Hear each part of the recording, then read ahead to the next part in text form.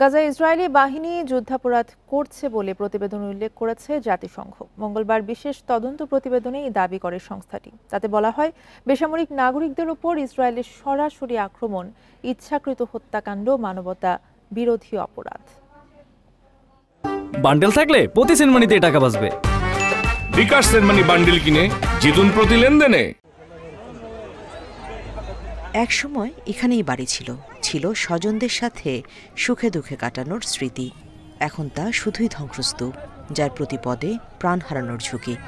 তারপরও বিধ্বস্ত এলাকাগুলির মধ্য দিয়েই ছুটে চলেছেন ত্রাণের সন্ধানে মরিয়া হাজার হাজার ফিলিস্তিনি। সম্প্রতি গাজার উত্তরাঞ্চলে সীমিত পরিমাণে ত্রাণ সরবরাহের অনুমতি দেয় ইসরায়েল। অনুমতি মিললেও নেই নির্ধারিত ব্যবস্থা। ত্রাণবাহী ট্রাক থেকে খাবার কেড়ে নেওয়া ছাড়া আর কোনো উপায় নেই তাদের। তাতেও নেই স্বস্তি। ত্রাণ প্রত্যাশীদের লক্ষ্য করে হামলার তীব্রতা বাড়িয়েছে ইসরায়েলি বাহিনী। মানবিক করিডোর হিসেবে চিহ্নিত এলাকাগুলোতেও চলছে নির্বিচার হামলা। প্রাণ যাচ্ছে নারী শিশুসহ নিরীহ ফিলিস্তিনিদের। হামাস নির্মূলের নামে আশ্রয় কেন্দ্রগুলোকেও নিয়মিত হামলার লক্ষ্যবস্তু বানাচ্ছে ইসরায়েল। বেসামরিক নাগরিকদের ওপর এই সরাসরি আক্রমণ মানবতাবিরোধী অপরাধ বলছে জাতিসংঘ।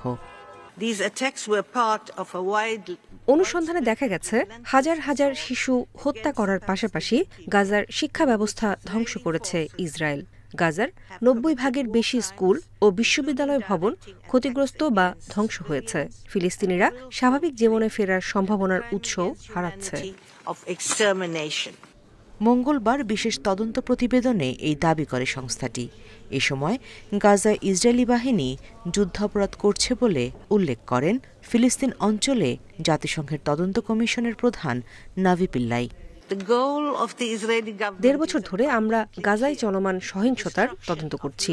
ইসরায়েলের নির্বিচার হামলার তথ্য নথিভুক্ত করেছি, কিন্তু এই ধরনের পদক্ষেপের ন্যায্যতা প্রমাণ করার মতো সামরিক প্রয়োজনীয়তা শনাক্ত করা যায়নি। তারা কেবল গাজায় জীবন ধ্বংস করতে চায়। এর আগে ত্রাণ প্রত্যাশী ফিলিস্তিনিদের ওপর ইসরায়েলি হামলার নিরপেক্ষ তদন্তের আহ্বান জানায় জাতিসংঘ। Nusrat Serin, independent news.